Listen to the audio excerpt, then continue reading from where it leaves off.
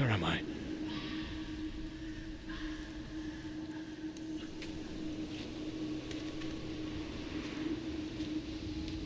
I know it's following me. I can feel it.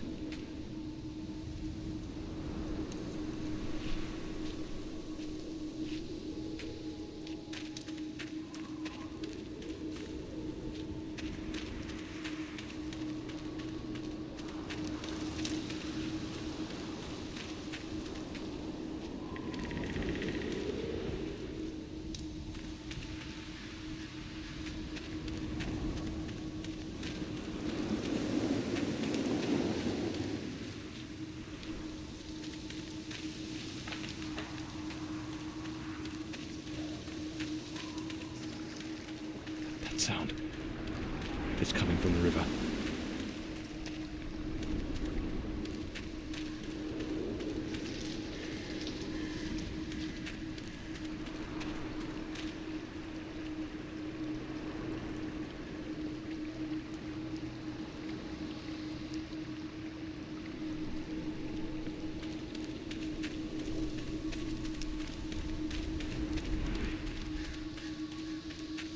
If it catches me, it will show no mercy.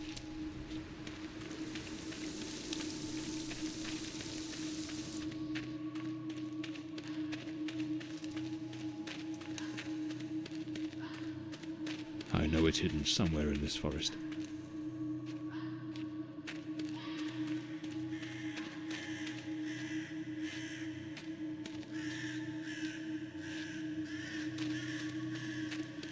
I should be able to see its light soon.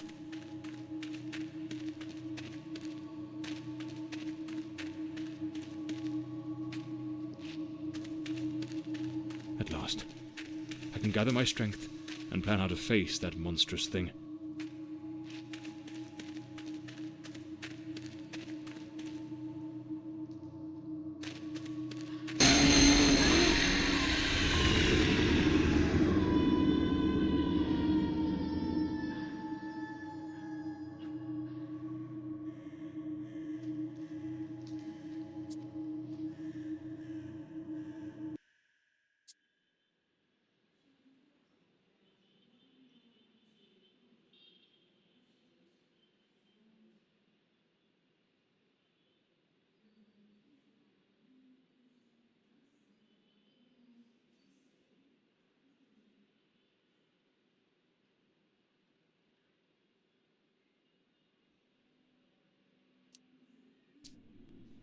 The name's John Morley, private detective, and today is a momentous day.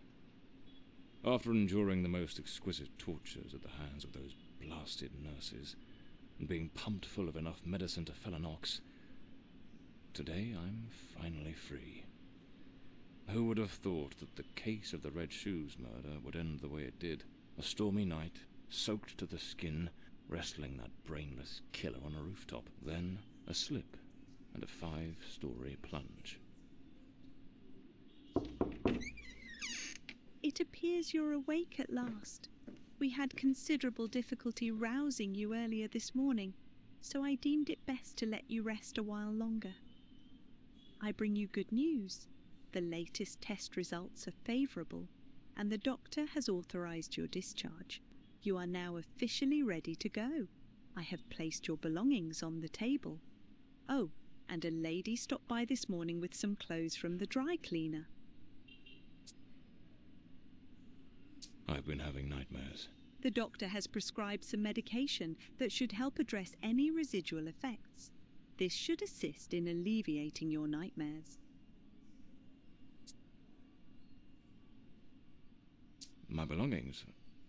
I thought everything was already in the room. There are a few valuables and some coins we kept for safekeeping. They are in the box on the table. So I'm better now? Yes, you are much improved. Both your physical and psychological assessments have been satisfactory, and there are no impediments to your returning to your normal life. A woman brought my clothes from the dry cleaner. Was it Penny? I couldn't say. She arrived quite early, before my shift began. I've placed the garments in the wardrobe to keep them from getting wrinkled. Now, if you'll excuse me, I have other patients to attend to. I wish you all the best.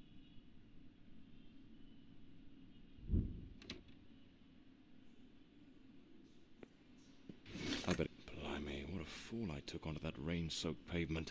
And to top it off, with that downpour, I ruined my best suit. But, well, that's all water under the bridge now. Quite literally.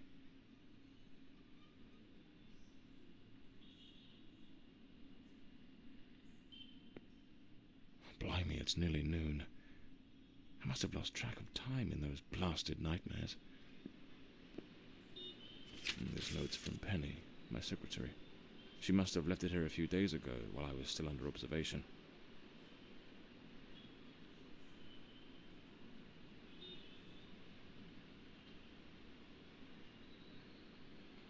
Damn it, Penny. I don't blame her, though. I'm a right mess. I've managed to lose the only two things that kept me grounded. Her sound advice, always spot on, and the faint hope that she might dump Peter and give me a chance. Looks brand new. The collar's pristine. Well-structured shoulders, nicely padded. Gives off an air of authority. Keeps the crooks wary and catches the ladies' eyes. These do a fine job of hiding any belly.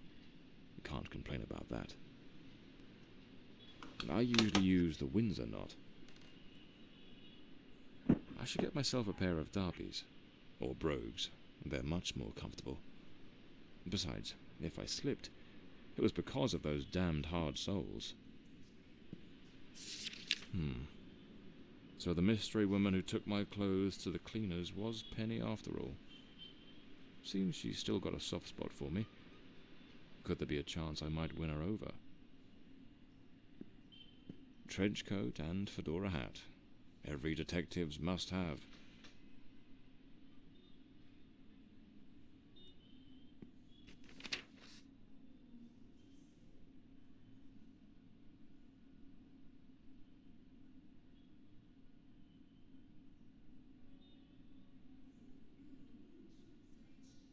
Story of my life. Nearly broke. That's me, the bloodhound Morley.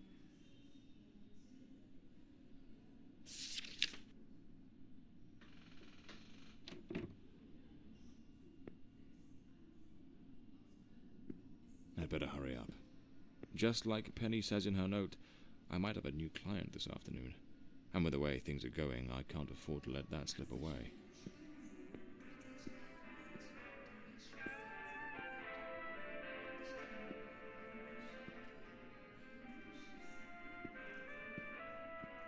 All right, let's get moving.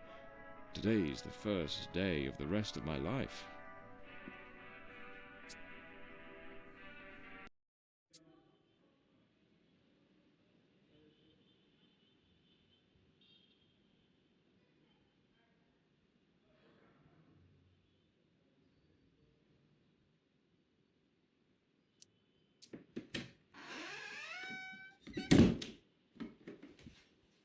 Back again. Feels like stepping into a forgotten paradise.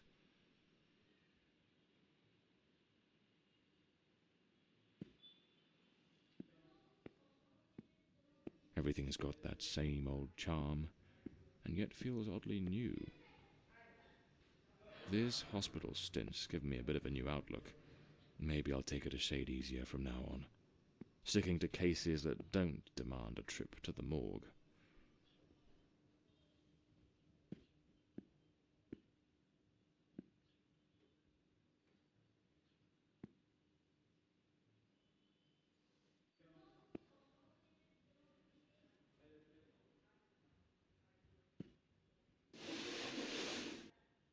Here they are, Penny's keys, just like it says in her note.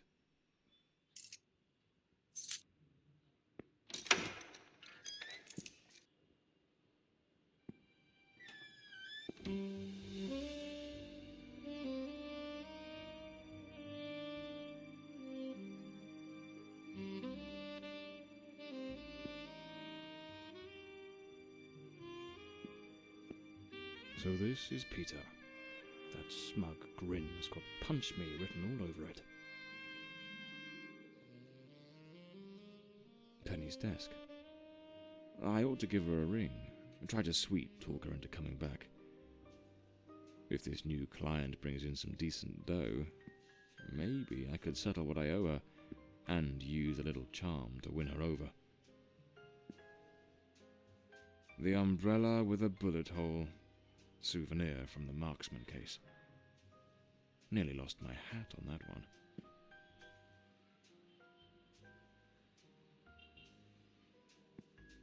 My files. Cases, clients, debts. Too many debts. Far too many. Even the coppers missed it. The slant on the letter E. That's what gave away the typist in the black letters case. This case is worth its weight in gold. Everything you need for a portable lab. This one's a favorite. The jealous lover solved everything with a few blows from an ashtray. Brutal, but effective. The murder weapon from the cadaver collector case. Nasty business, that one.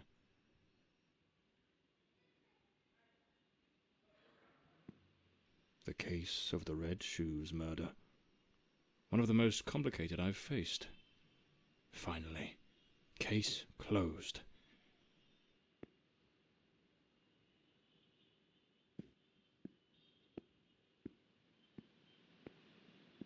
My desk, strangely tidy. Normally it's buried under papers, notes, bits of evidence. Penny must have wanted to leave everything spick and span before she walked out on me. Another one of my cards. But this one has my last name circled. The drawer. It's locked. But there doesn't seem to be a keyhole.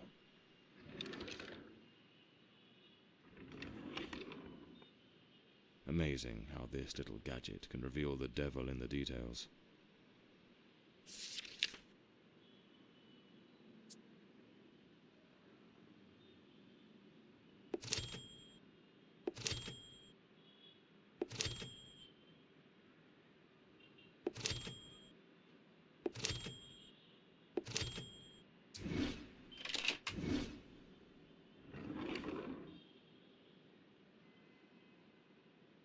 My Smith & Wesson, in perfect condition. You never know when it'll come in handy.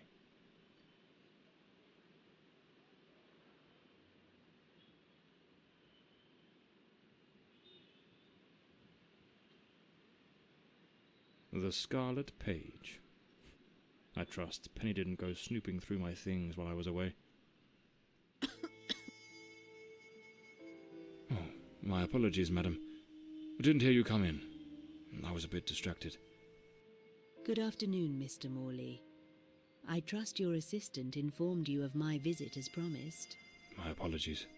I was rather engrossed and didn't notice your arrival. To whom do I owe the honour of this meeting? Lady Margaret Fordside, the 4th Countess of Bloomsbury. Lady Margaret, could you tell me what brings you here today? How can I assist you? I shall endeavour to be as candid as possible. 20 years ago, when my daughter was just 18, she was brutally murdered. It happened at our family estate, Bloomsbury Manor. Someone slipped into the house unnoticed, and upon reaching her room, delivered 5 fatal stab wounds to her chest, lungs, and heart. The police, eager to close the case, hastily blamed and condemned 2 violent thieves who clearly had nothing to do with her death. The investigation was closed, and justice was never served. I am prepared to offer you £30,000 if you take on this case, and a further £30,000 if you can solve it and bring the true killer to light. Tell me, Mr. Morley, will you accept this case? I understand your distress, Lady Fordside. But before I commit to anything, might I trouble you with a few questions? By all means, Mr. Morley. Ask whatever you must.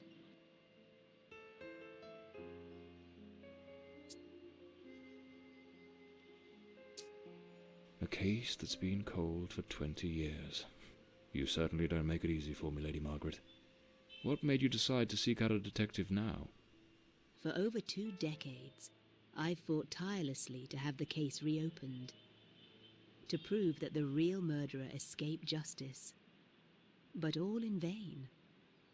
Neither solicitors nor well-meaning police friends, nor even journalists hungry for a dark story, have managed to uncover anything.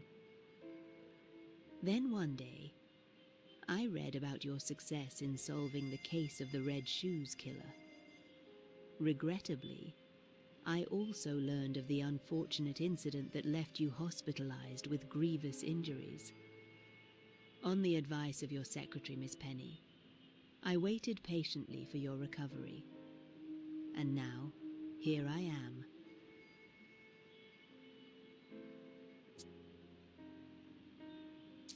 Tell me about Bloomsbury Manor. Do you still reside there?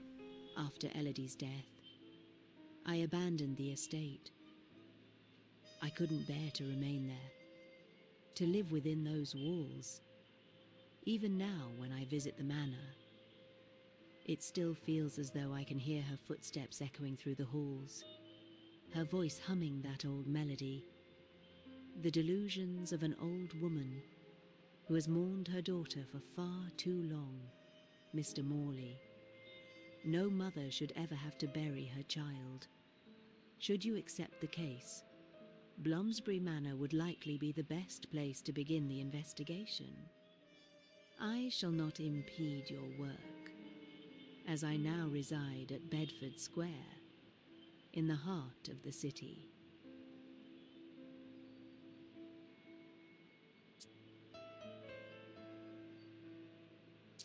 Tell me about the men the police arrested. Why are you so certain they weren't guilty?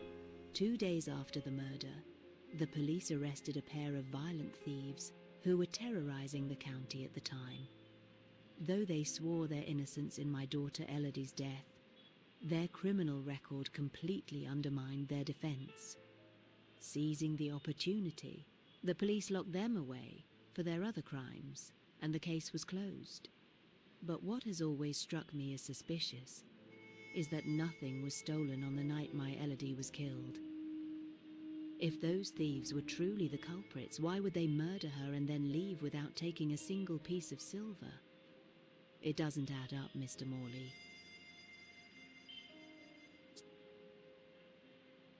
Tell me, were there any witnesses? Did anyone see or hear anything? It happened at midnight. The house was practically empty at the time, with only a few servants and a guest who was sleeping in the west wing. I was the only one who might have heard something, as my room was next to hers. Unfortunately, I had taken a sleeping draught and fell into a deep slumber. It is a decision I shall regret for the rest of my days.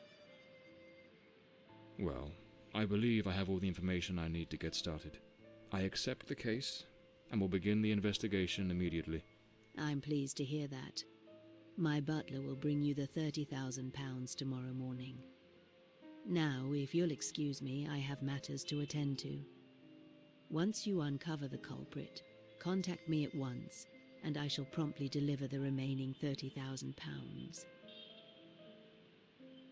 Please, Mr. Morley, unravel this harrowing mystery that has tormented me for so long.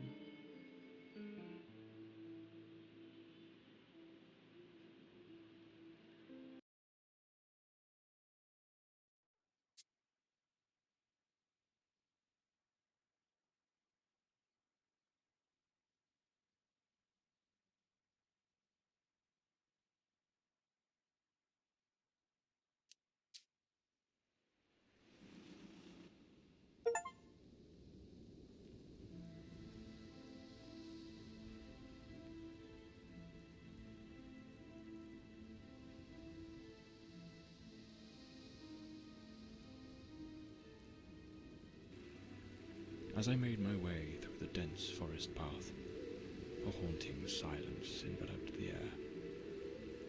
It was as though the very night of the crime still lingered here, shrouded in an eerie calm. manor stood before me, its facade as inscrutable as the shadows that danced in the moonlight. Every step I took felt like a step deeper into the heart of a mystery that refused to be forgotten.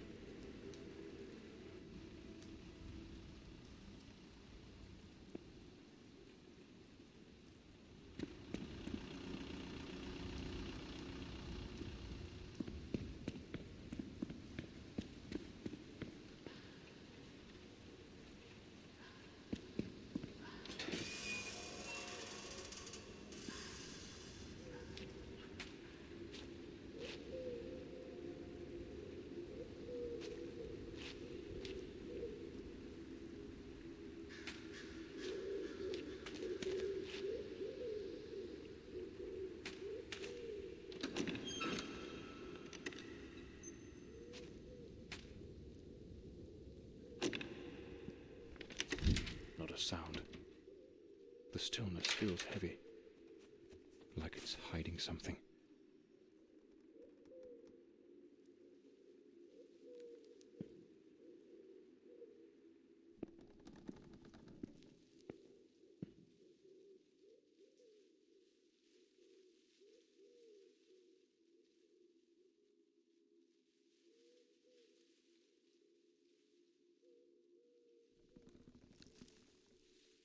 It seems Elody had a passion for art, but her style wasn't exactly well received.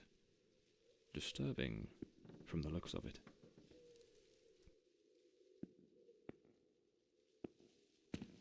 The door's chained up with a padlock. Looks like I'll need to find the key. This painting, it's rather grim. There's something deeply unsettling about it. Almost like it carries a shadow of its own.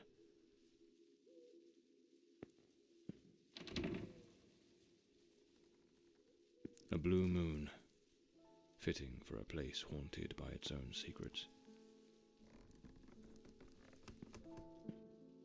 Looks like the Countess left this for me. It could be useful for getting around the place.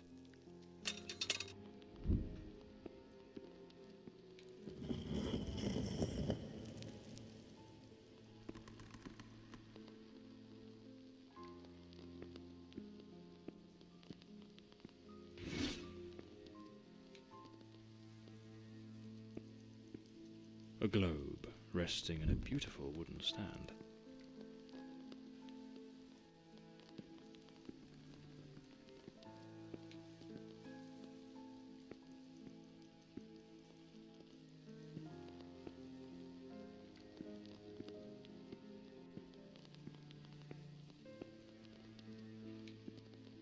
Looks like this is the Fordside family book, showing some of their ancestors.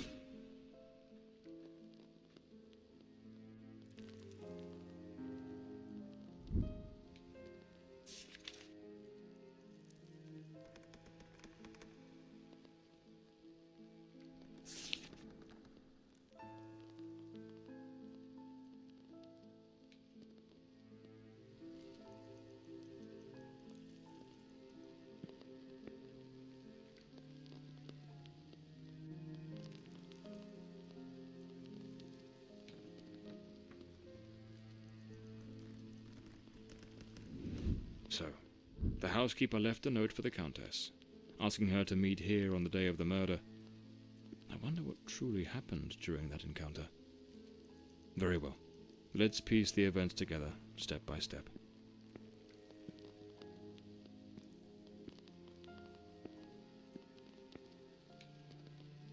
The Fordside family crest, a rampant dragon, a time-honoured symbol across European heraldry, particularly among the English and the Welsh. Another painting by Elody. There's something deeply disturbing about her work.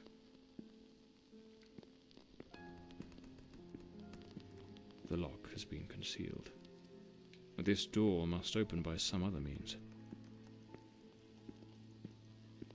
2 chairs, one of them knocked over. The housekeeper's cup is still here, tea spilled across the table. She never got to drink it. Looks like someone arranged tea in the library that day. Lipstick stains. Same shade the Countess wore when she visited my office. An empty envelope. Did the housekeeper hand the Countess a letter? It seems they met here. But something went wrong during the conversation. I am very angry. After all these years of service, this is how you repay me? Walking away like this? I'm sorry, madam, but the situation has become unbearable. My bags are already packed.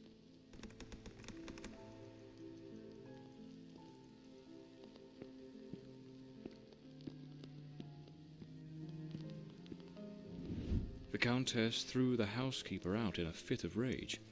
In her haste, the housekeeper forgot one of her bags. What was it that unsettled the housekeeper enough to abandon her post so suddenly?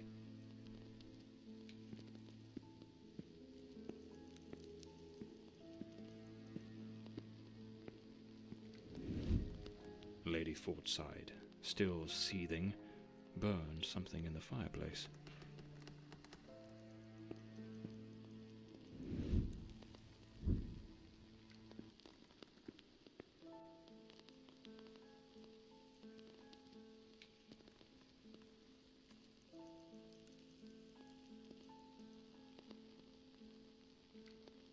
The housekeeper resigned. Seems something, or someone, troubled her greatly. Enough to break the long-standing family tradition tying her to this place.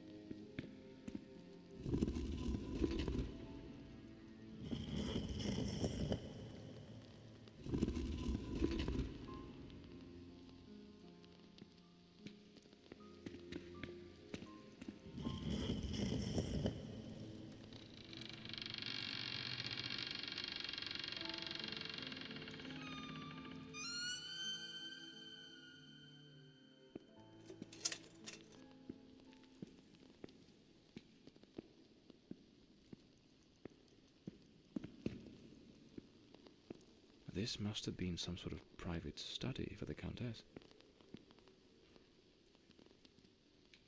Lady Margaret and a young woman. I suppose it's Elody. They look happy.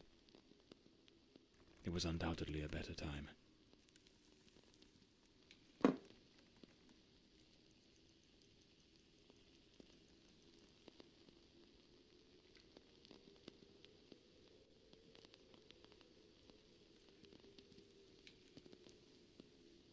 Elody was committed to a psychiatric facility. But she supposedly recovered from whatever ailed her.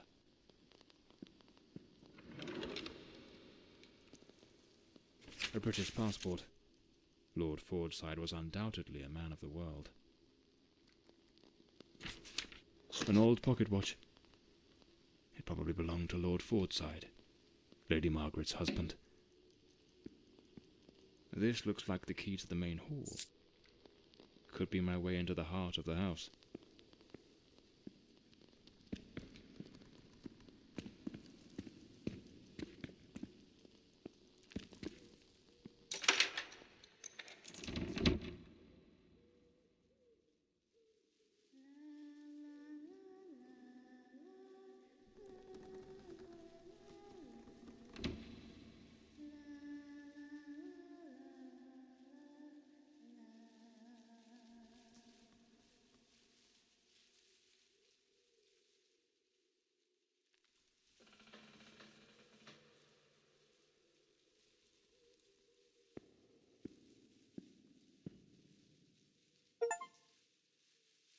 Here lies Elody.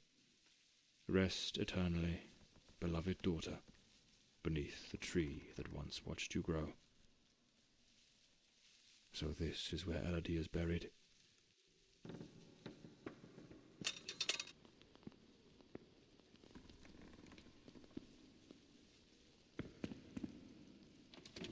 This door is locked as well. If the Countess wanted me to investigate, why didn't she leave the doors open?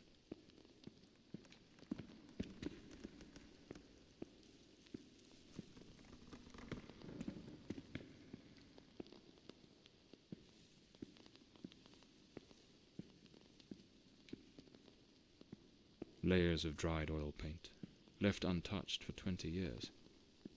It's as if time stopped the moment Elody laid down her brush. Feels like the room's holding its breath, waiting for something to stir.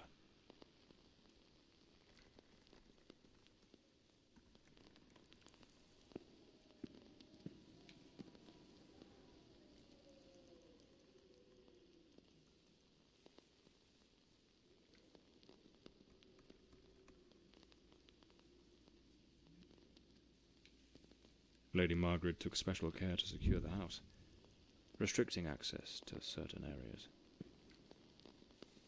A grand ship on the open sea. Looks like the last painting Elody was working on was of a ship at sea. The whole gallery is filled with maritime references. She seemed quite obsessed with it. A man with his back turned, watching a ship go down. This door appears to lead out to the back garden, locked with a padlock. I'll need to find the key. Looks like some sort of clue. Trace the tree's journey.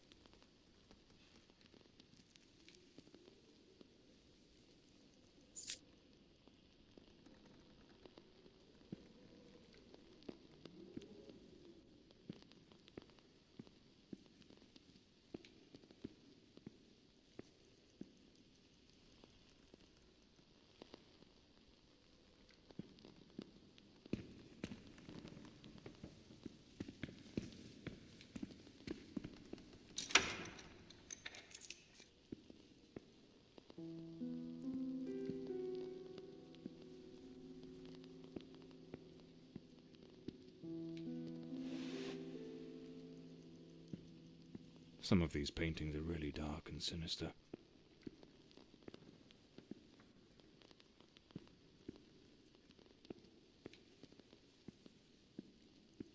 This looks like Elody's diary. Let's see what her last entries reveal.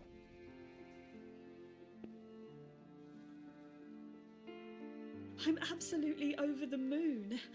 Walter has written to say he is coming. I met him at the Western Sanatorium, and we have grown so very close. He was there recovering from the trauma of a shipwreck, where he tragically lost his companions. By sheer luck, he was rescued, but not before spending an entire year on an island living amongst the natives. He truly is an adventurer.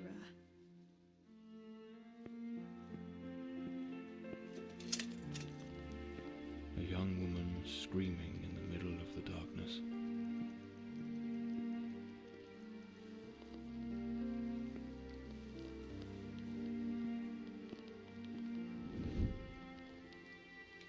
I'm so happy.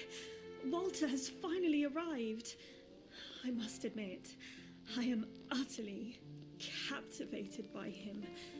I invited him to visit, and he gave me his word he wouldn't fail to come as soon as he was able to leave. And now he's finally here.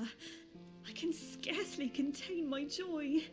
It feels as though all the darkness has faded away.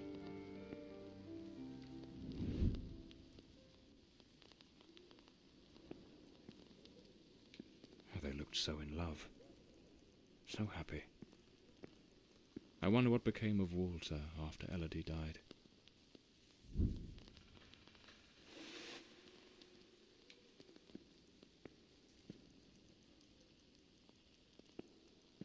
Those poor souls. Tragedy seems to have cast a long shadow over this family.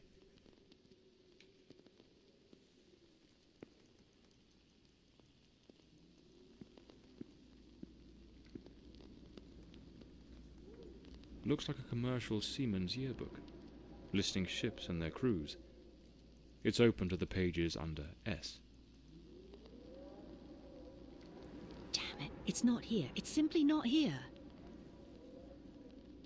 This must be the Countess's handwriting.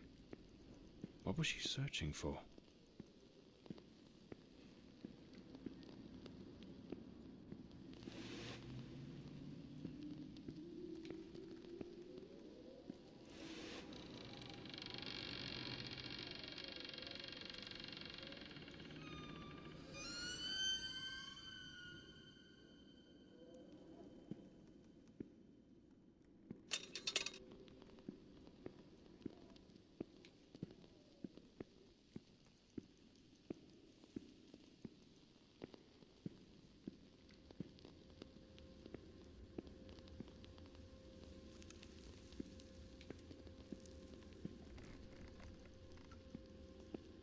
A boarded-up door. The access to the servants' quarters appears to be blocked for some reason. Something definitely happened here. Was it a struggle?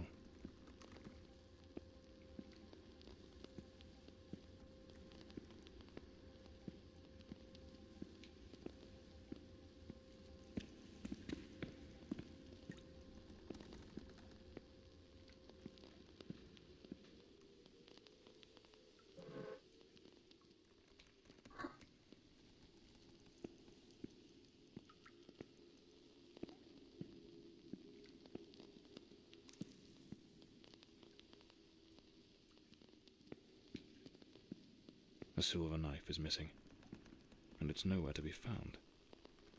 Likely taken by the same person who caused all this destruction. Some of these tools have been bent, likely trampled over.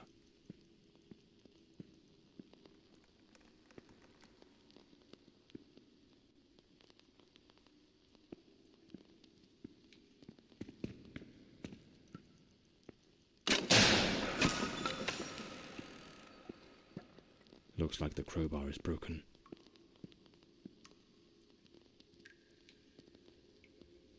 Lady Margaret, after the death of her daughter, dismissed the staff and left the mansion.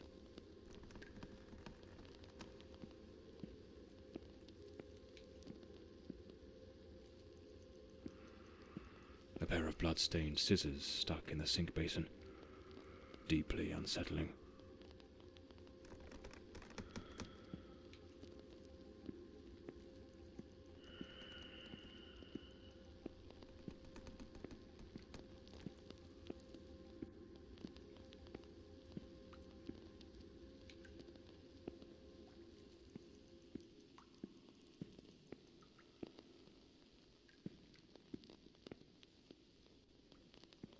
No doubt. This is the cook's room.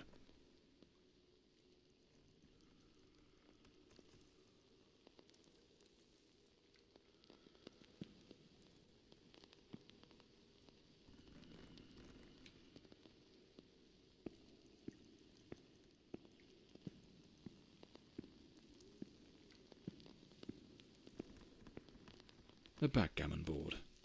One of the oldest board games.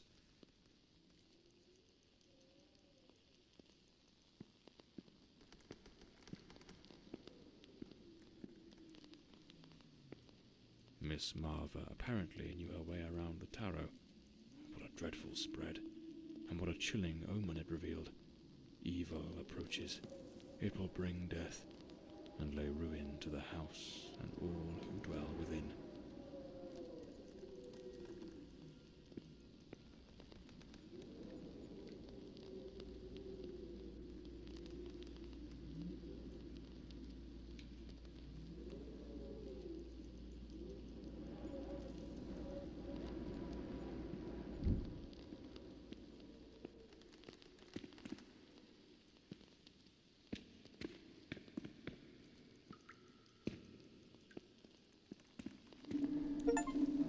Is there someone else in the house?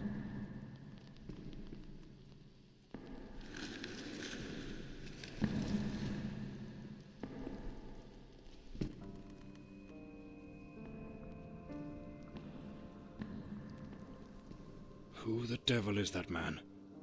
He had a knife. I'm completely in the dark here. I don't think he saw me.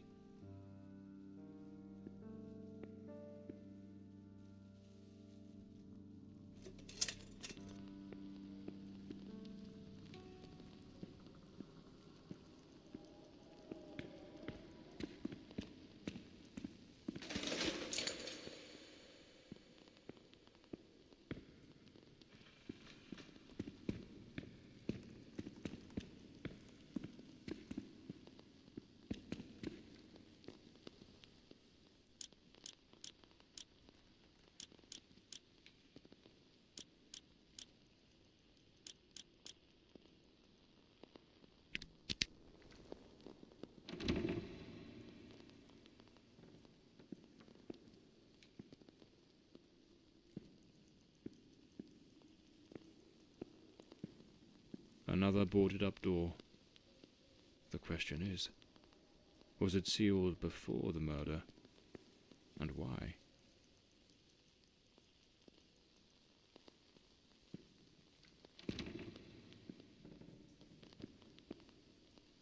This must be Walter Brandon's room.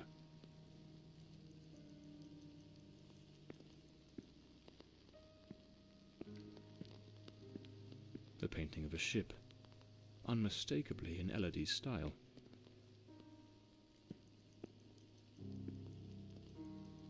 An empty bottle. It smells of good rum.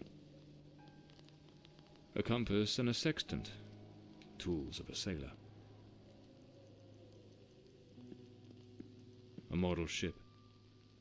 Mr. Brandon must have felt a deep yearning for the sea. The diary of Walter Brandon. Perhaps it holds some clues about who he was, and what his involvement in this case might be.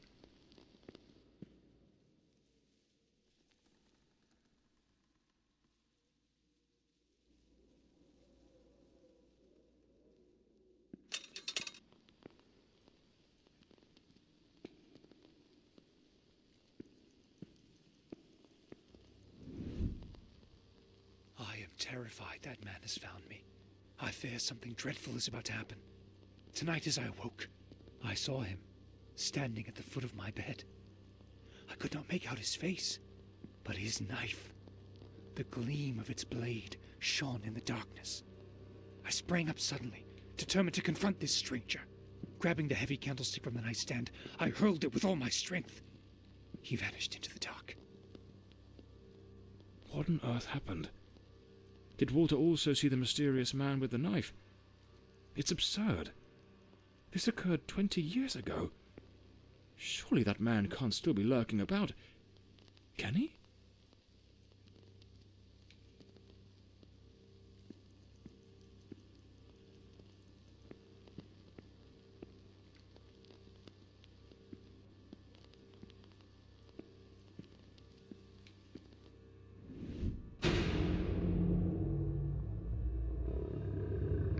was a grave mistake. He has followed me, watching and lurking in dark corners, waiting to surprise me. I dare not tell Elody. She would think the one thing I dread most for her to believe. I see him again from the window, watching me. His long hair and beard obscure his face, and he still holds that knife. He means to kill me.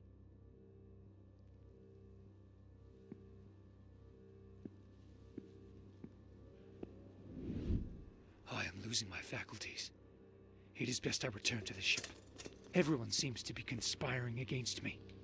The housekeeper despises me, accusing me of misconduct. Perhaps I'm not a man of refinement, but I know what respect is. Yet this morning, as I awoke from my rest, she was enraged with me. It was of no use to tell her I had slept peacefully. An external maid who comes to clean was crying and accusing me of having approached her in an unseemly manner. I would never do such a thing. I am a sailor, a man of the world. I know how to conduct myself.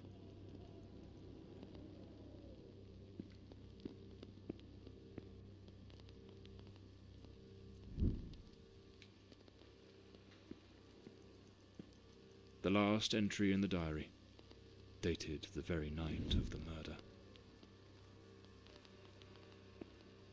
My beloved Elody, why can you not believe this poor sailor, who only wishes to love you? I have left everything behind. My ship, the sea, all my world, just to be by your side, as you asked me to. Damn it. I can hear the man with the knife coming up the stairs from the hall. I need to hide. Walter was terrified. What in the devil was happening here? It seems this trunk was all Walter owned. I should take a look at it. A photograph of Elody. No doubt Walter cared for her deeply. Seems I'm not the only one with a fondness for hats.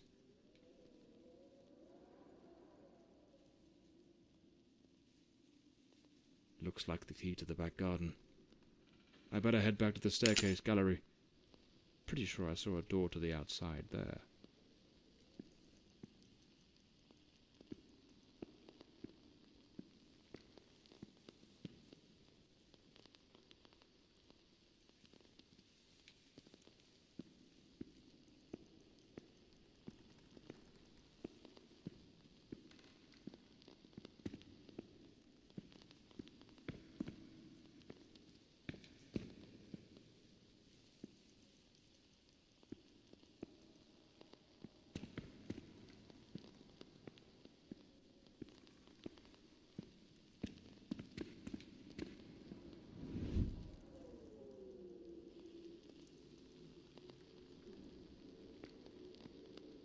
The killer likely fled through the rear door of the house.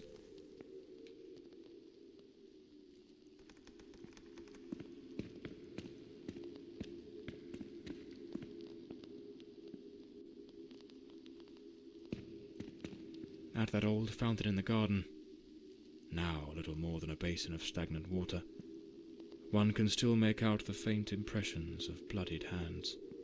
It seems almost certain the killer stopped here, in a hurried attempt to wash away some of the blood spattered across his body.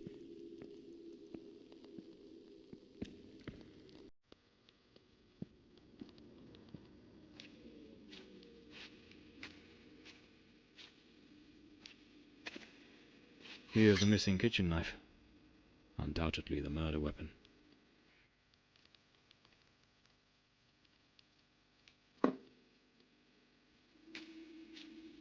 A filthy coat, soaked in some kind of blackened, hardened liquid, aged over time. Despite his injuries, the killer rid himself of anything that might incriminate him before fleeing the scene. The boots, the coat, even the knife. It's a chilling thought, but those very items remind me of the figure seen lurking near the manor, the same figure Walter Brandon spoke of with such dread. And perhaps the very one who was said to have harassed the maids.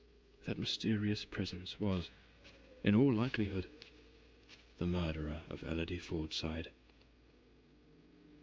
This ought to do the trick for that boarded up room upstairs, just by Walter Brandon's room.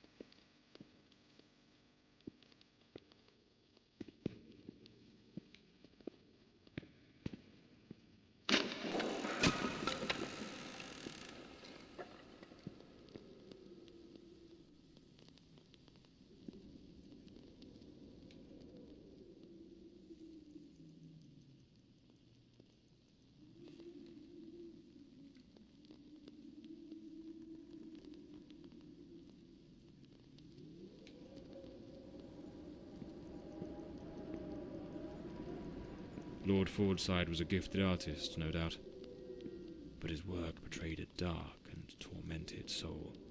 This unfinished fallen angel stirs in me a curious sense of unease, almost repulsion. A sharpening wheel. Lord Fordside likely crafted his own chisels. Unlabelled liquor bottles. The damp and the passing years have likely worn away whatever once marked them. There's a distinct scent of wormwood, the plant at the heart of absinthe. Thujone, its active compound, could provoke hallucinations. Visions said to come straight from the goddess Artemis herself.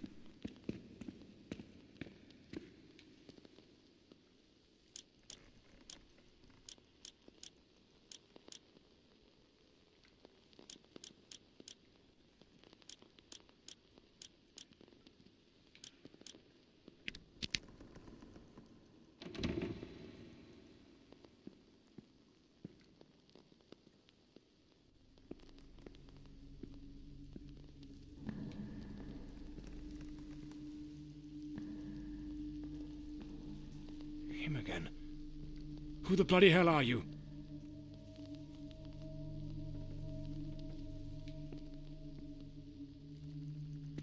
The door is locked. I'll need to find the key.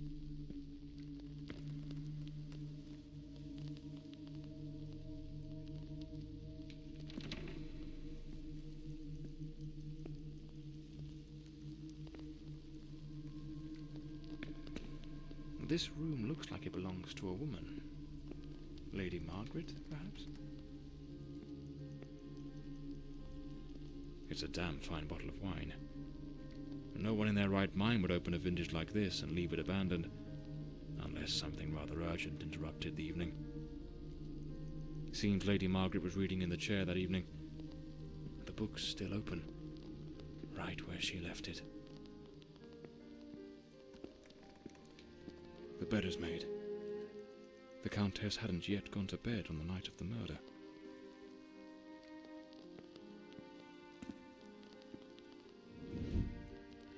This is a nightmare. I am deeply concerned for Elody.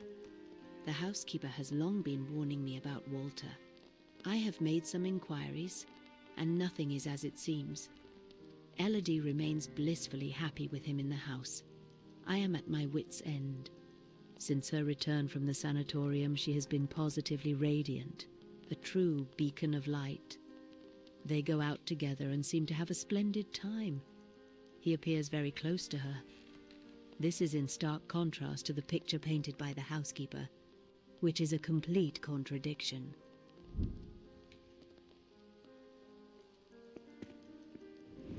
Last night I heard him scream. He seemed to be in the throes of a panic attack. I approached on tiptoe to the guest quarters, and then suddenly I was struck with terror. An insane, maniacal laughter echoed through the night. It did not sound like him. The following morning, Walter and Elody went out to sail on the pond. Everything appeared normal, and he was the most charming he has ever been.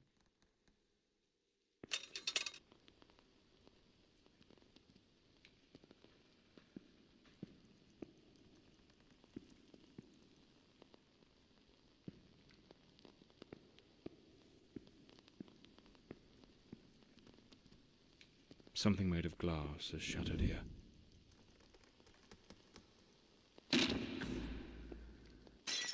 Oh my God, what is that noise? It's coming from Elody's room.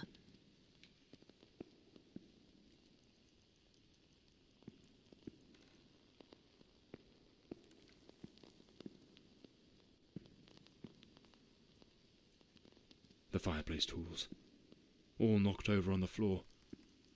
And unless my eyes deceive me, the poker appears to be missing. Oh my God, Elody! Lady Margaret, quite agitated, grabbed the fireplace poker and rushed toward Elody's room.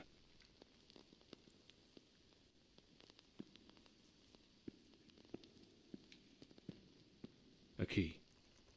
Likely the one to Elody's room. Lady Margaret lied to me.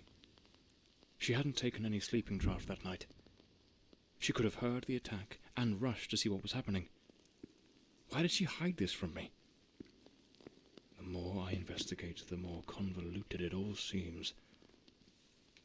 I should head to Elody's room to search for answers.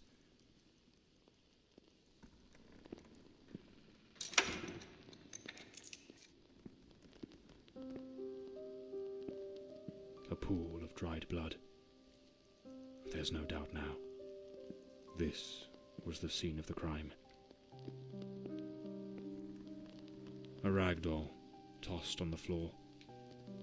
I'd wager it used to sit neatly on the bed. Either it was knocked over in the scuffle, or perhaps Elody dropped it herself in the panic. Photograph of Elody Fordside and Walter Brandon.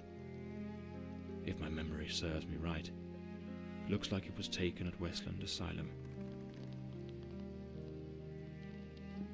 There was a struggle here, clear as day. Not a clean break-in. The killer wasn't subtle. Judging by the sheer brutality of the crime, we can almost certainly conclude the killer was a man of considerable build. The blood-stained coat, found alongside the greenhouse knife, suggests that the mysterious figure seen loitering nearby may, in fact, be the very same individual who committed the murder. They say the killer always returns to the scene of the crime. But 20 years have passed. Why now? Let's attempt to reconstruct the events, just as they might have unfolded that night, and try to understand precisely what happened.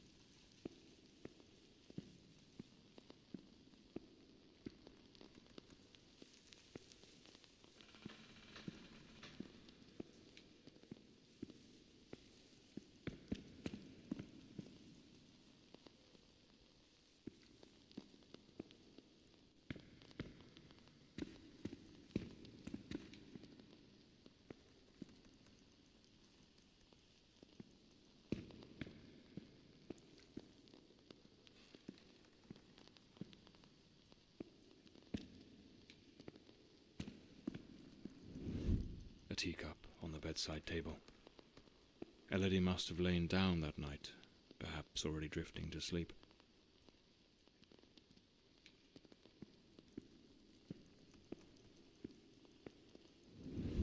The door's lock, completely broken, indicates someone forced their way into the room, likely startling Elody awake.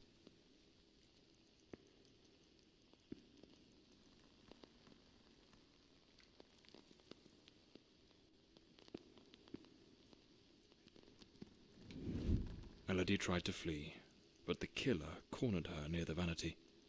She lost her balance and fell, breaking the dresser and chair.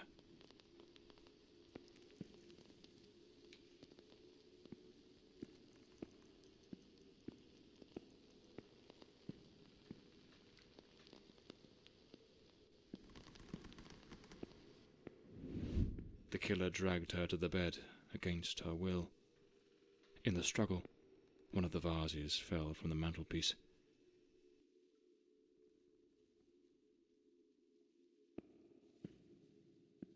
On the bed, the killer stabbed her mercilessly, again and again, staining the sheets with blood.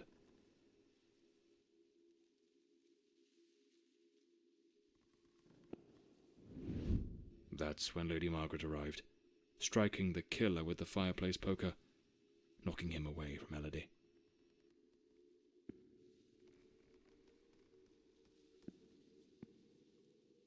Wounded, the killer fled the scene, but it was already too late. Elody was already dead.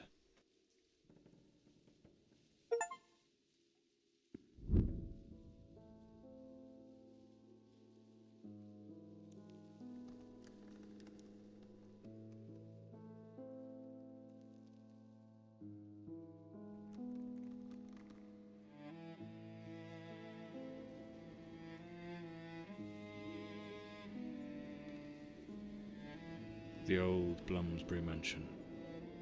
It choked my thoughts.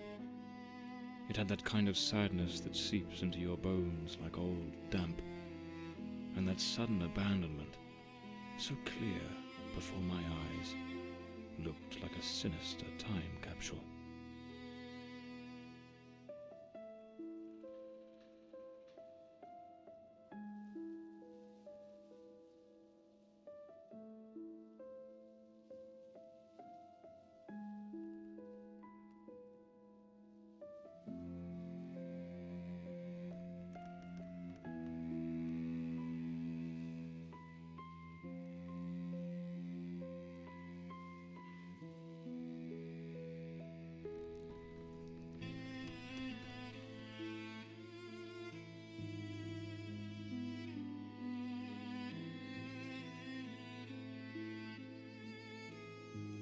One thing was certain. My next move was to dig up answers about the man with the knife, and about Walter Brandon, the sailor from Westland Asylum, an old, forgotten sanatorium that, 20 years ago, was the scene of a meeting between Elody Fordside and that Brandon fellow.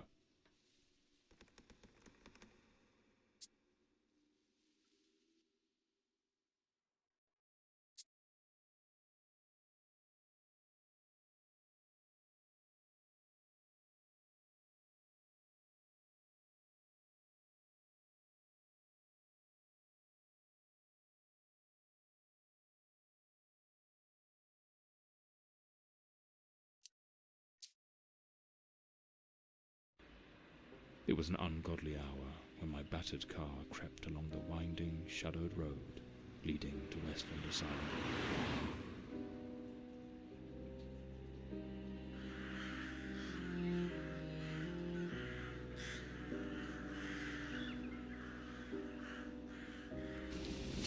What I found upon arrival was disquieting. The building, forsaken for more than a decade, remained illuminated. Was it some ancient emergency system defying the passage of time? Or was someone awaiting my arrival?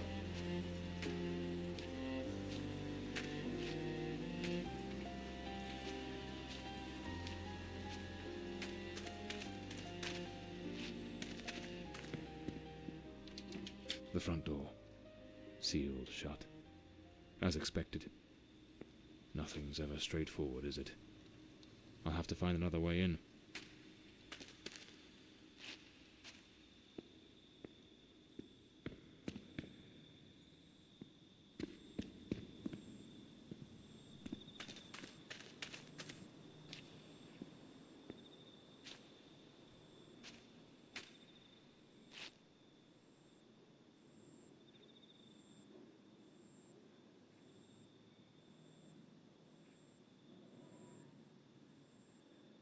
So, there's an alternative entrance, hidden somewhere in the wall of the asylum.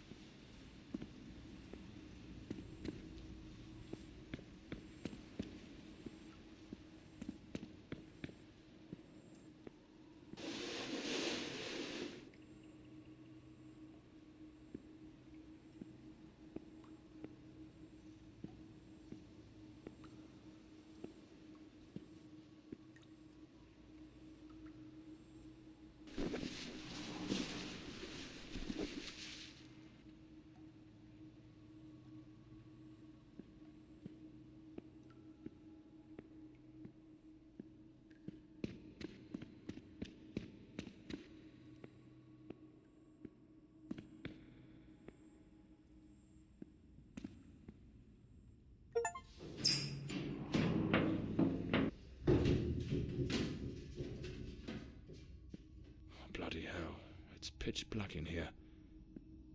Looks like I've stumbled into what could be the kitchen. Impossible. Locked as well.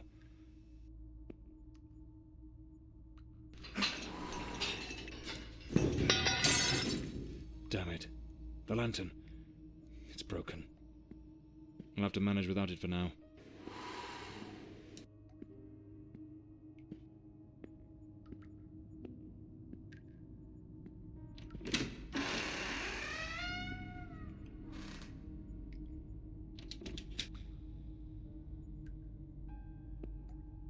Some of the rooms are completely trashed. I didn't expect the asylum to be in such a state of decay.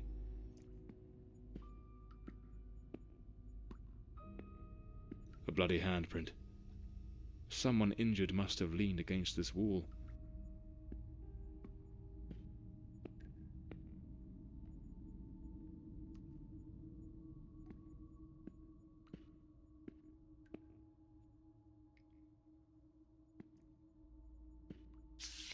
May 1922.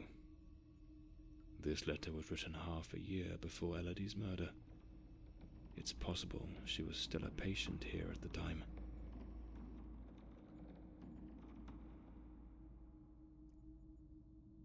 The nurses were genuinely concerned about the aggression of patient B03. Westland Asylum was a top place in its good old days.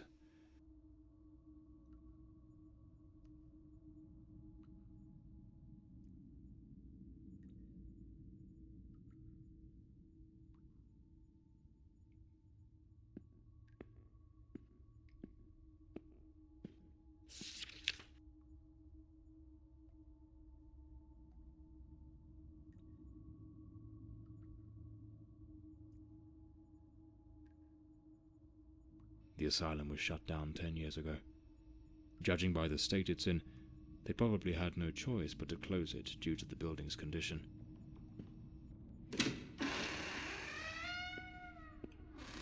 The girl? How is the girl? You mean Miss Elody Fortside? Don't worry, that bloke didn't lay a finger on her. But you took quite a knock. This is going to smart.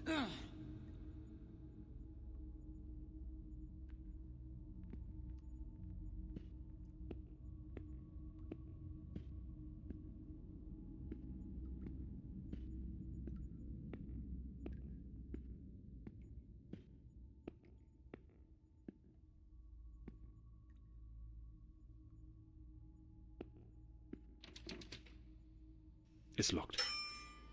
Without the key, I won't be able to access the upper floors.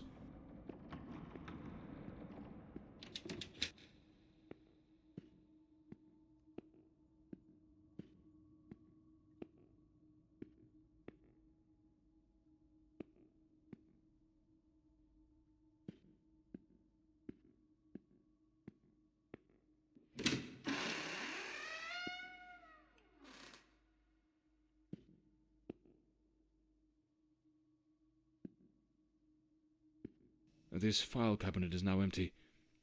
It probably held all the records of the inpatients.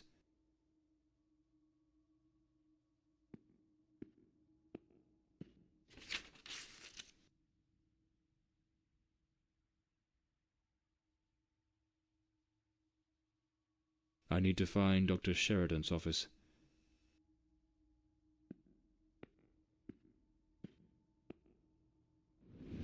We must formalise the admission of Miss Elody Fortside. I have her file here. That girl? What do you think of her? I don't quite know. She seems a good girl. I do hope she recovers soon. I know what Dr. Mulder thinks of her. Oh, don't be wicked. You cannot tell me you haven't noticed. Have you seen the way he looks at her? Shh, hush now. Someone's coming. It seems the nurses were gossiping about a certain Dr. Mulder, who appeared to be especially taken with Elody.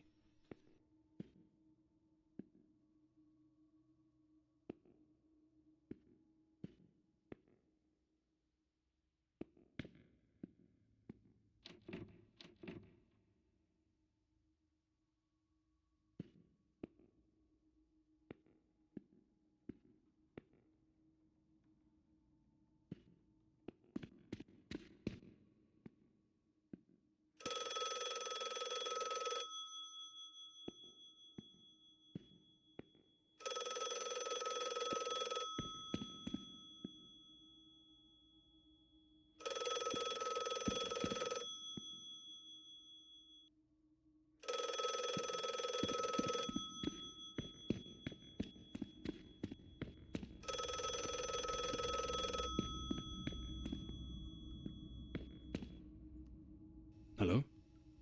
Hello? Can you hear me? Mr. Morley, is that you? Lady Margaret?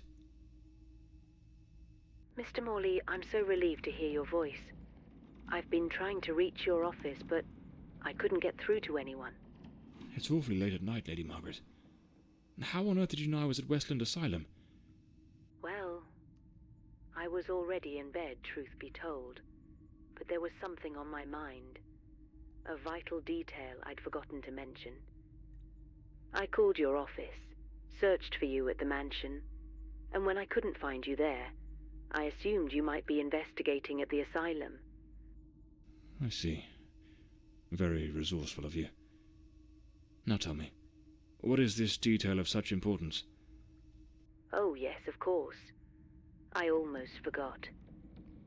You see, the truth is, I'm afraid that you're not alone.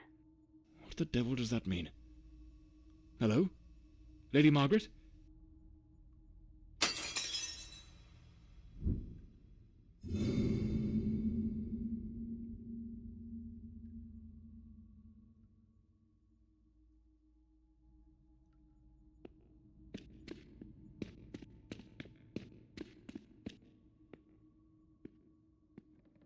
Is someone there? Damn it. I've got a bad feeling about this.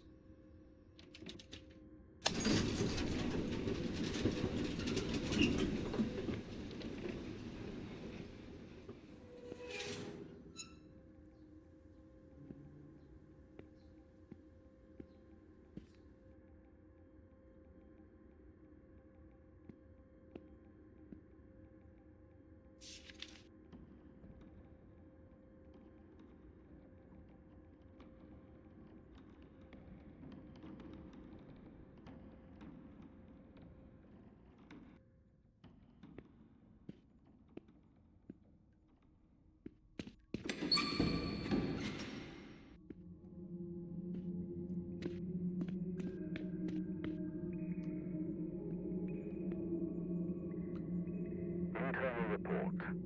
Patient B03, identity unknown. Male, early 30s. Admitted after being the cause of a series of violent incidents. The patient exhibits a disturbing duality. Episodes of unprovoked, nearly superhuman aggression, displaying raw, overwhelming physical force, and subsequent plunges into an eerie, profound apathy. His faculties appear suspended during these lulls, leaving him in a state of unnerving inertia. Due to the unpredictability of his violent outbursts, he remains confined within a reinforced cell. Treatment involves high doses of sedatives, potassium bromide or morphine, and a regimented course of electroconvulsive therapy, alongside stringent restraints, such as an anti-biting mask and, if required, an iron muzzle. Ongoing monitoring is maintained.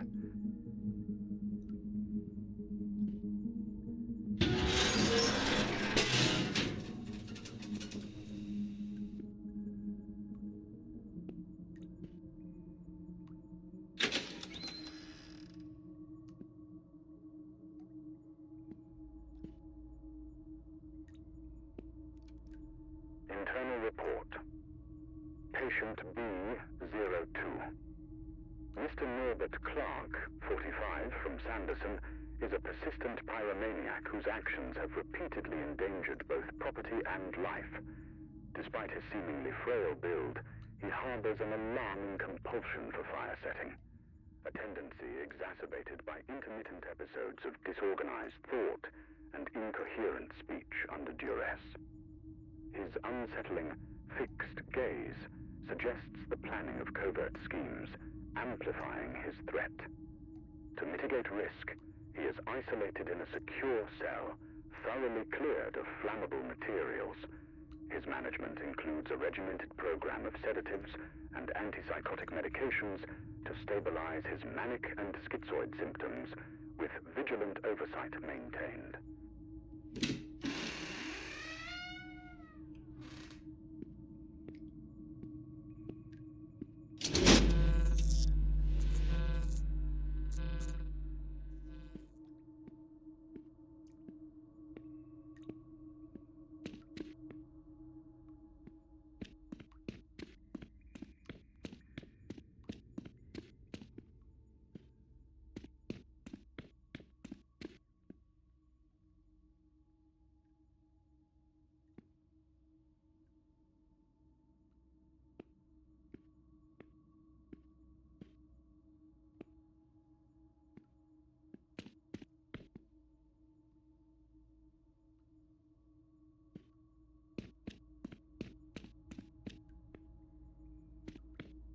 Internal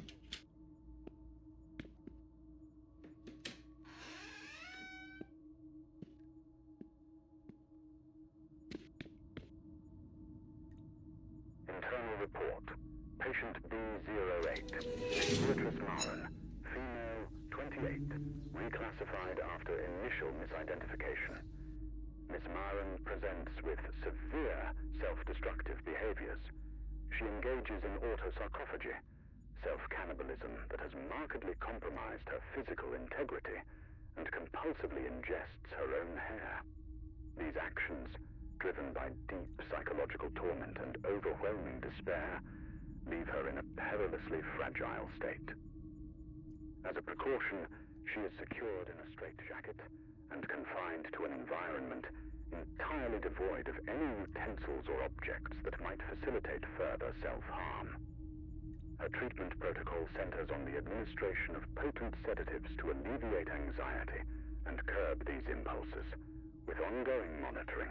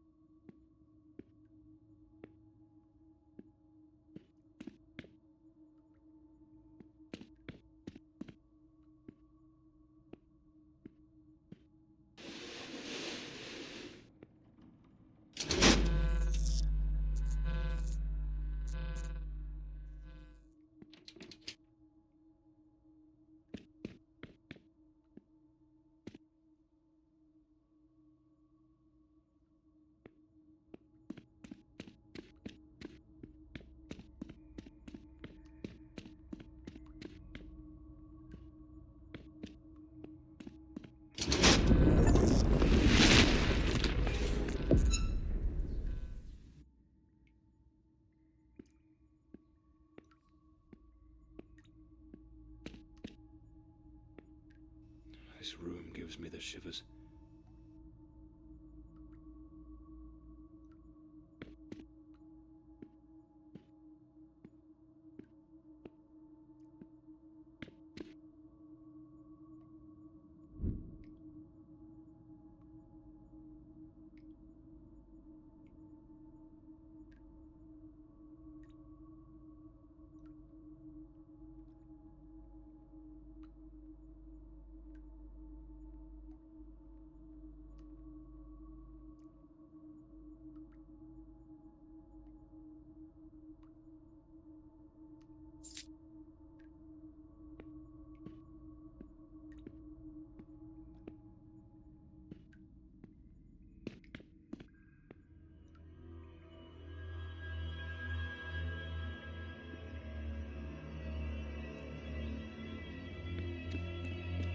I need to hide.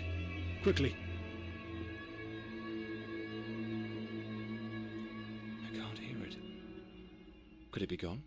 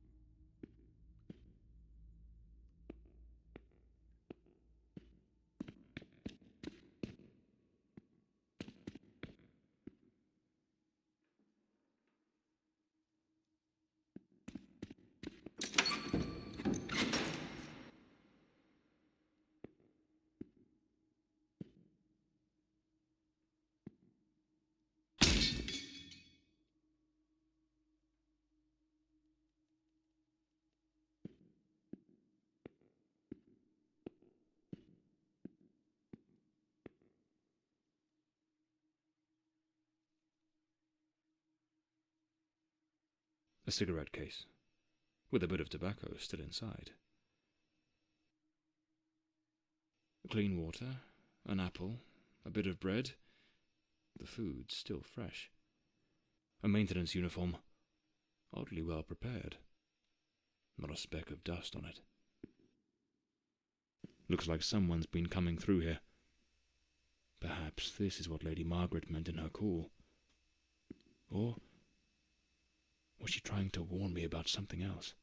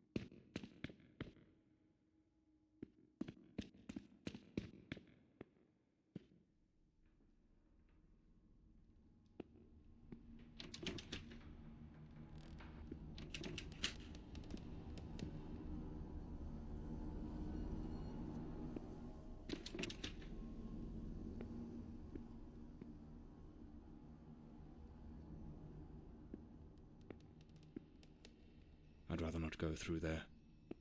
Looks ready to cave in at any moment.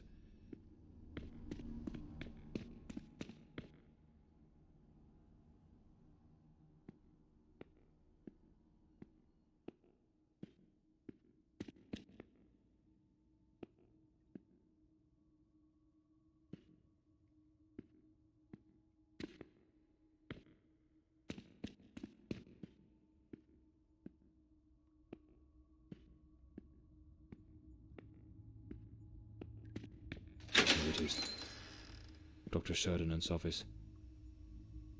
This is where I'll find Elody and Walter's records.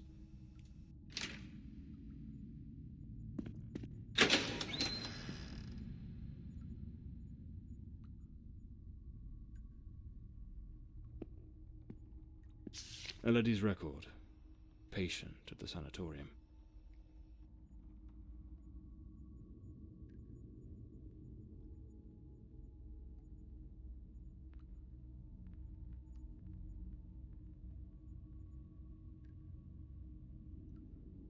Wait. No, it can't be.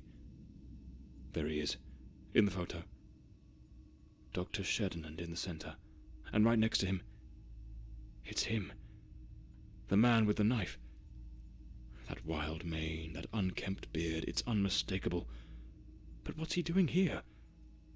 And he's holding a book. I need to get to the library. Nothing of interest here. Strange. Elody's record was easy to find, but there's no sign of anything related to Walter Brandon. Something doesn't add up. What am I missing?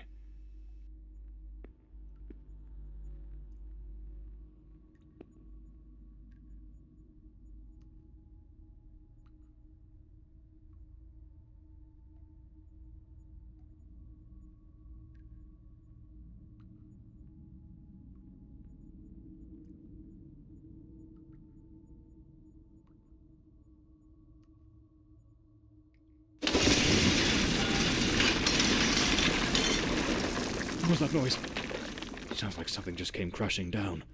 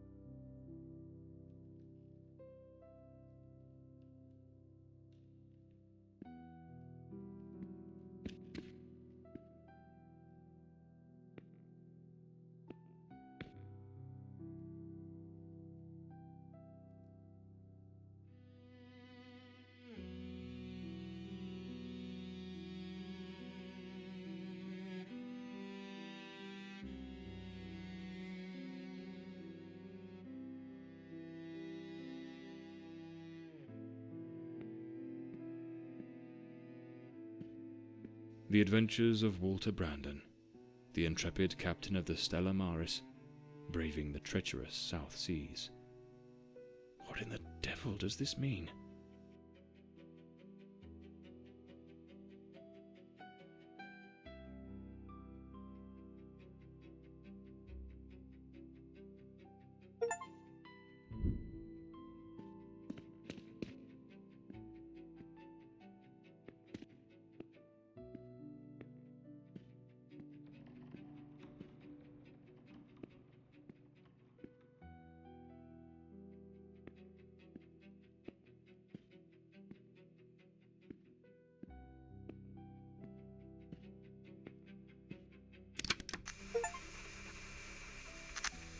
Patient recording, Elody Fordside, February 3rd, 1922.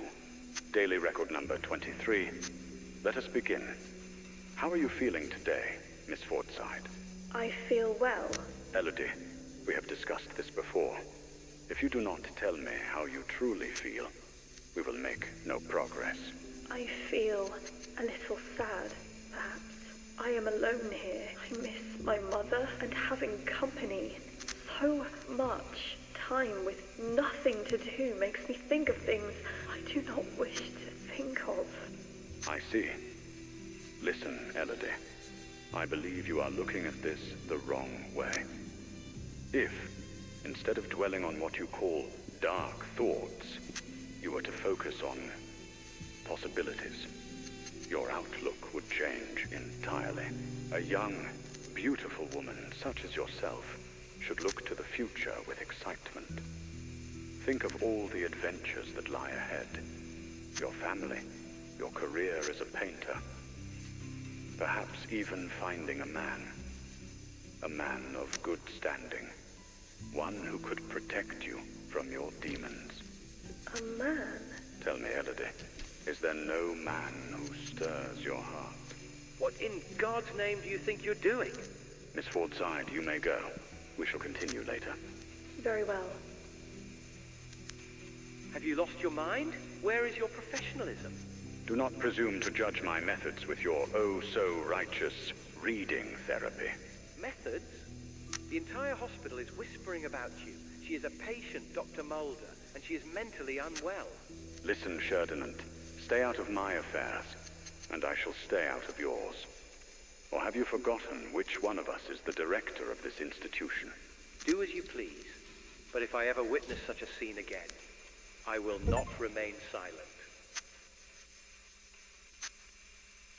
Damn fool.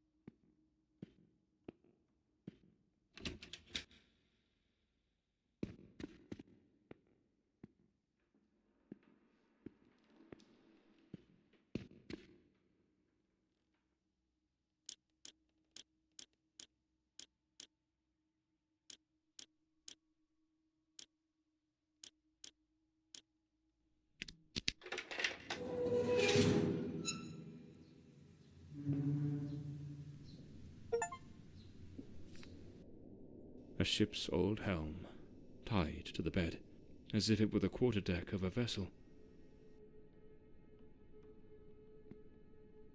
That hospital screen is positioned like the sail of a ship.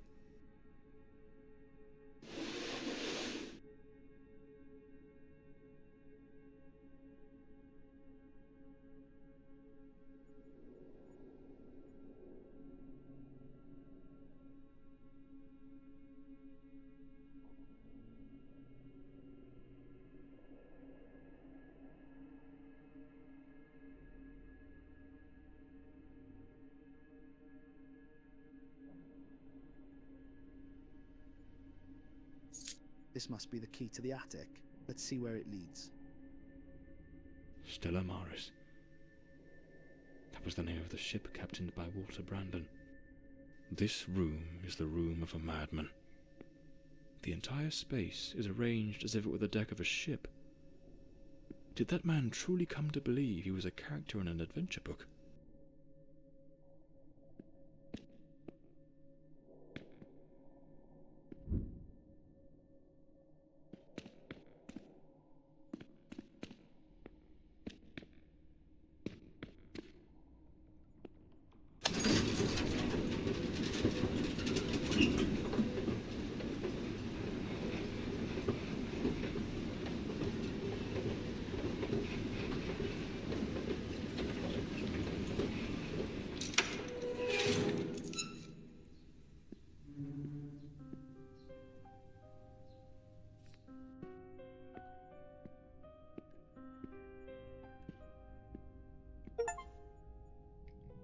A pair of scissors and a comb.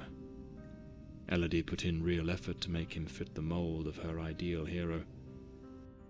Hair on the chair, strands on the floor. This is where the transformation took place. An alarm clock. Their secret hideaway. Like two reckless... She remade patient 1365 in the image of her most secret longings. For a while, they managed to keep their affair in the shadows, far from the eyes of doctors and nurses.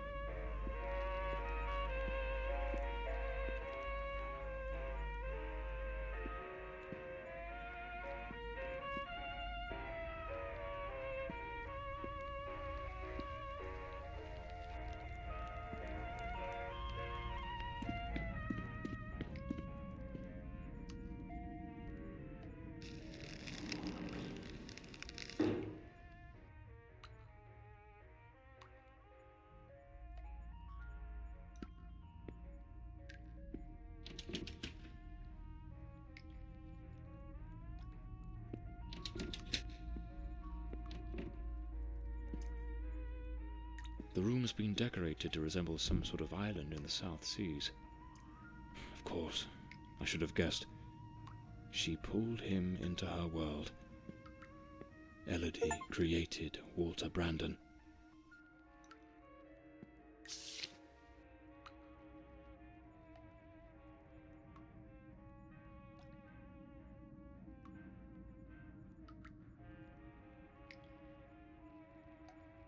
This letter. At the very least, it's highly inappropriate. A draft letter, scratched out and full of corrections.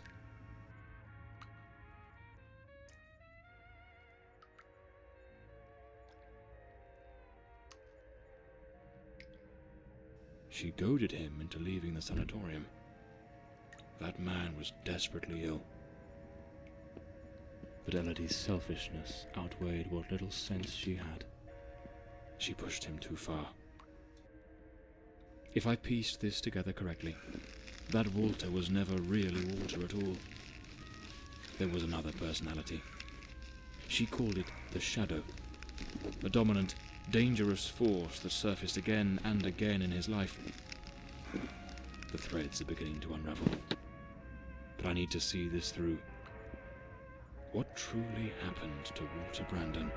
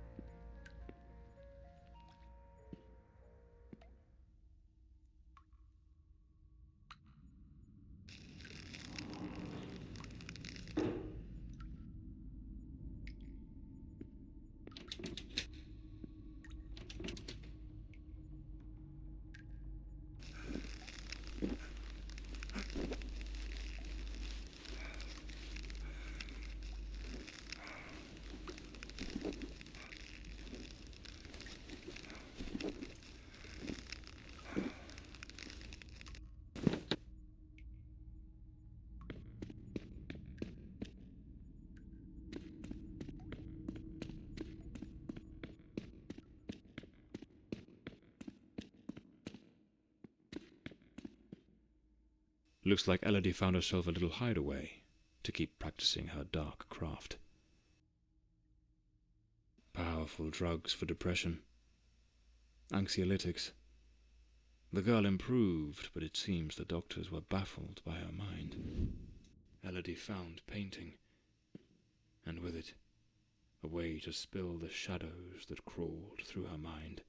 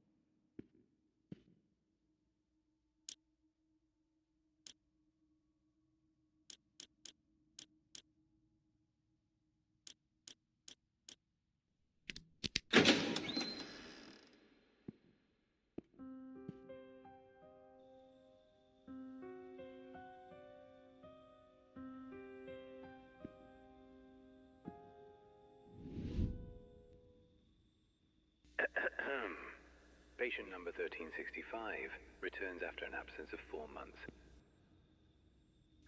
He's in a state of utter disorientation, perspiration pouring off him, and good heavens, there's a severe wound to the skull. His clothes and hands are covered in blood, and it doesn't appear to be his own. He cannot recall his name, nor anything that's happened during these past months. Seems to have found his way back here more by some strange instinct than by memory itself.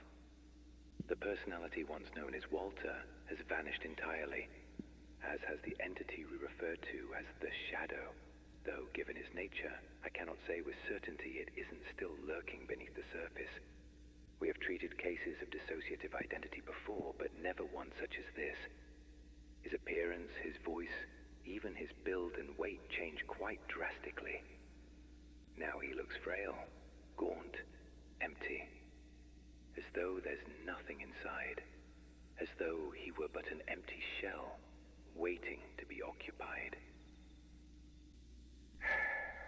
His condition calls for far stricter supervision. This institution is no longer equipped to care for him. I am ordering his immediate transfer to St. Dympna Hospital.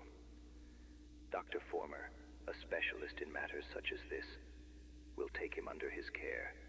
As I near the end of my tenure as director, I must see this case brought to a decisive close.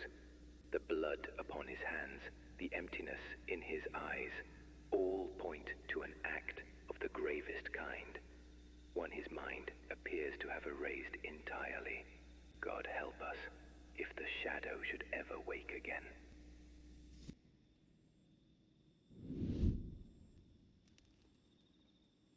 So it seems Walter came back to the sanatorium of his own accord, though he was utterly incapable of recalling what he'd done.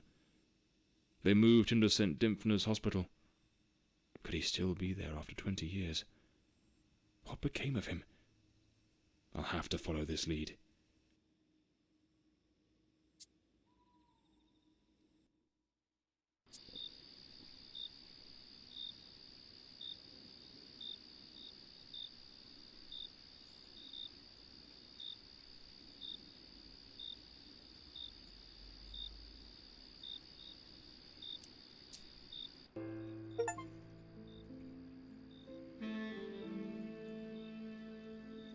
That man returned to the new sanatorium, remembering practically nothing. Maybe it was the wound Lady Margaret left him. Or maybe his mind shattered and never came back after what happened that night. As for me, I was hired to find the one who killed Elody Fordside, and my intuition told me they were still there, in the depths of St. Dympna. I sensed that the end of the road was waiting for me in that place.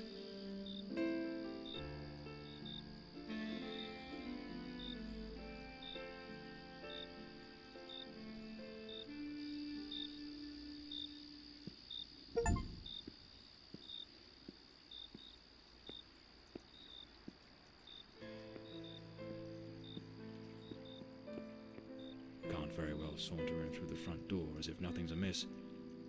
I'll need to find another way in.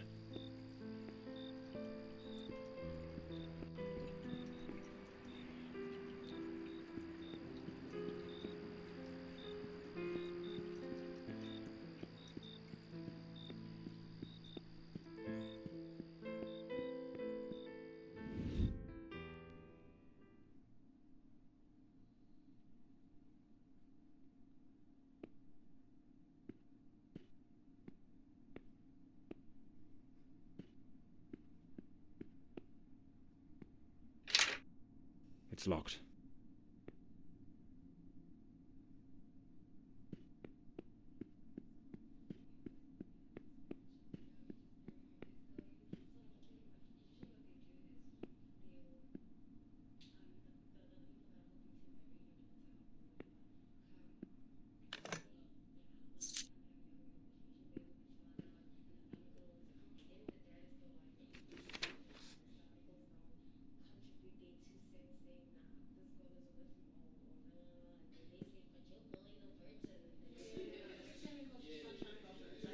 The night shift nurses are behind this door.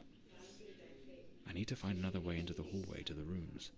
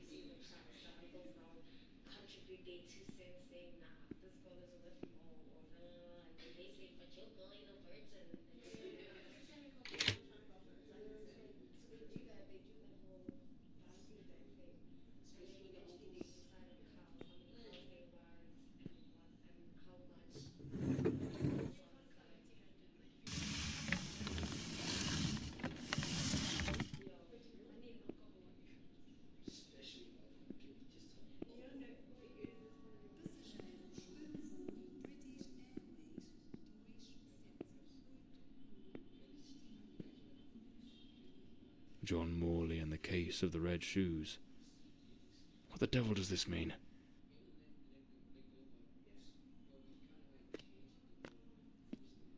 Lady Margaret. That fateful night, I was startled by the noise. Those wretched cries of agony from dear Elody. I rushed to her chambers, and there you stood, stained with the blood of the one soul I cherished above all others in this world. The housekeeper had warned me, but I turned a deaf ear. Elody was finally happy, even amidst your incessant bouts of volatility. Yet, with the passage of time, your demeanour darkened. More and more frequently, that sinister presence lurking within you began to surface, each appearance more violent than the last. Elody no longer gazed upon you with the starry-eyed affection of a smitten young woman. The atmosphere in this house grew suffocating, fraught with an unbearable tension. That very afternoon I spoke with her. She had resolved to end your engagement. You seemed, or so I dared hope, to have accepted it with grace. But that night, that very night, you ended her life in the most savage manner imaginable. I threw myself upon Elody, desperate to save her. But alas, it was far too late.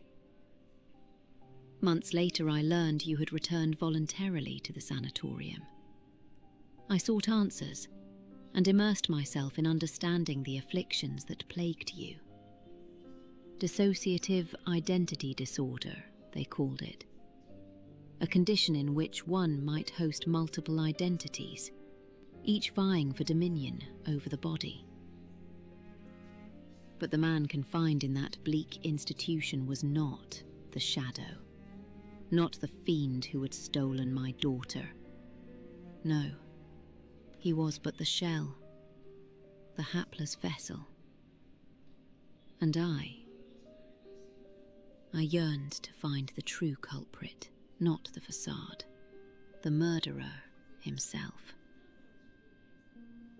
Thus I devised my plan. I came to visit you, and just as Elody had done, I crafted a new role for you, a new identity to inhabit. I brought books, personal artifacts, penned letters as Penny. I leased an office and prepared every detail meticulously, down to the smallest thread, for your return as John Morley. Everything had to be flawless. And why, you may ask? To make you remember, to awaken the shadow, to summon forth the murderer from the abyss of your fractured mind. John Morley is a good man. Walter Brandon was a spirited young sailor, brimming with love for Elody. But the shadow was a merciless, unrepentant killer. I wanted to destroy the murderer who had stolen my daughter. But I could never bring myself to harm an innocent man. My obsession, my singular purpose, was to awaken the shadow.